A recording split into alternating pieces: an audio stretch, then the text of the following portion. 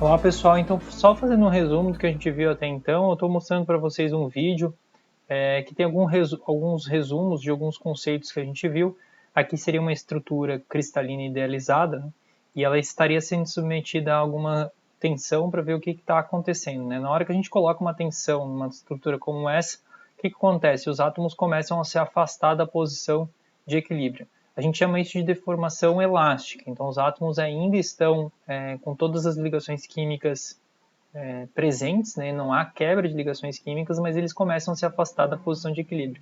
Isso tem muito a ver com o que a gente viu das forças interatômicas lá na segunda, terceira aula, que a gente falou que quanto maior o poço, e mais profundo e mais íngreme o poço de energia, mais difícil seria afastar os átomos da posição de equilíbrio.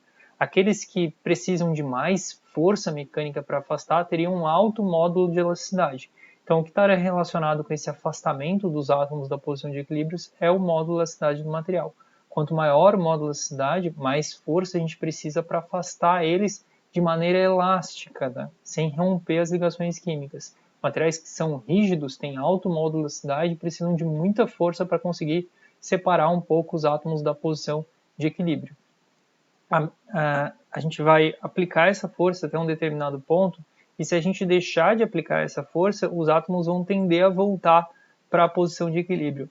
Então a gente chama isso de deformação elástica, ou seja, há uma deformação no material até a aplicação da carga. Quando a gente deixa de aplicar a carga, o material ele volta para o estado original sem nenhuma deformação permanente.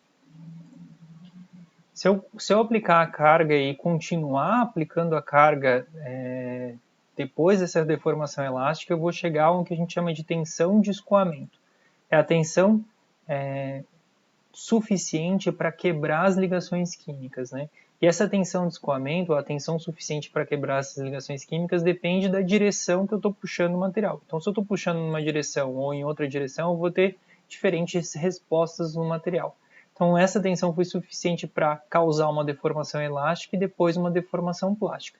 Quando eu deixei de aplicar a tensão, o material recupera a deformação elástica, só que a deformação plástica fica permanente, né? Então aqui eu apliquei a tensão, deixei de aplicar a tensão e a deformação plástica ficou permanente dentro da estrutura cristalina. Existe outro tipo de defeito que são as discordâncias, é quando um plano extra de átomo está presente dentro da estrutura cristalina. Essas discordâncias elas facilitam o processo de deformação plástica, não deformação elástica, né? Então vamos supor que eu tenho discordâncias dentro do material, que a gente tem duas discordâncias, né, em aresta representadas aqui como esse plano sem continuidade, aqui tem um outro plano sem continuidade, eu estou aplicando uma tensão e causando uma deformação elástica no material. Se eu pausar a aplicação dessa carga e tirar, ele vai voltar para o estado original. Então ainda estou no campo de deformação elástica. Se eu continuar aplicando a tensão, chegar na tensão de escoamento do material, o que vai acontecer? A força que eu estou aplicando lá no material, a tensão é tão alta que eu começo a quebrar as ligações químicas nas pontas das discordâncias e elas começam a se movimentar. Essa movimentação de discordância ela é permanente, é uma deformação permanente. A ligação química que se rompe e se forma não vai voltar para a posição original. Então não é mais uma deformação elástica e sim uma deformação permanente. Então começam a movimentar as discordâncias dentro do cristal. Se eu deixar de aplicar a carga, eu vou ter uma recuperação elástica do material. Então, toda aquela deformação elástica devido ao afastamento dos átomos vão voltar, né? Vai voltar para a posição original. Entretanto, a deformação plástica permanente, que foi resultado desse movimento das discordâncias, vai ficar no material. Os materiais eles são, em geral, policristalinos, então eles são formados de vários cristais com várias orientações cristalográficas diferentes de um cristal para outro. Essa interface entre um cristal e outro é considerada contorno de grão. Quando eu puxo um material policristalino, eu vou causar essa deformação elástica no material e se eu ultrapassar a tensão de escoamento, eu vou começar a movimentar as discordâncias em determinados planos dentro de determinados grãos. Então a gente vai começar a ver uma deformação plástica permanente no material devido a essa movimentação de discordâncias, né? Então, quando eu chegar na tensão de escoamento, aí eu ainda estou na região de tensão de antes da tensão de escoamento, e daí agora a gente começa a ver que algumas ligações químicas elas vão começar a se romper e vai começar uma movimentação dos átomos devido a esse rompimento de ligações químicas. Né?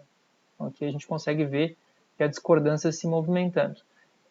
Se eu deixar de aplicar a carga, o material vai se recuperar elasticamente, vai ter recuperação elástica, né?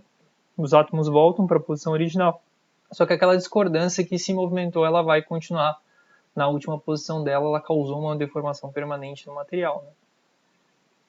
Existem alguns materiais que têm um comportamento bem frágil. O que acontece? Principalmente materiais que têm ligações iônicas, essas discordâncias elas têm dificuldade de se movimentar. Por quê? Porque do lado a gente tem um ânion e um cátion. E essa movimentação da discordância tem que manter esse balanceamento de elétrons.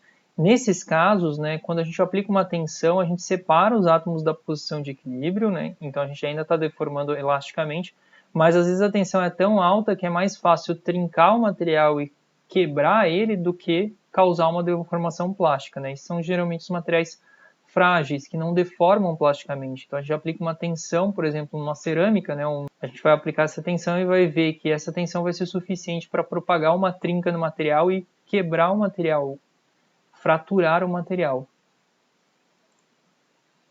Então a gente consegue ver aqui a tensão sendo aplicada, gerei uma trinca no material devido a essa tensão e depois eu fraturei o material em uma determinada região. Isso é típico de um comportamento de um material frágil, né, que não deforma plasticamente antes de romper.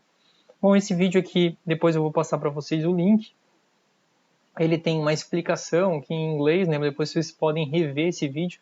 São vários conceitos que a gente viu na disciplina até então, um pouco vinculado a essa parte de módulo elasticidade e tensão de escoamento. É importante que a gente entre em sintonia nesses conceitos até esse exato momento, porque eles vão ser importantes para a gente entender a parte de tensão, propriedades mecânicas dos materiais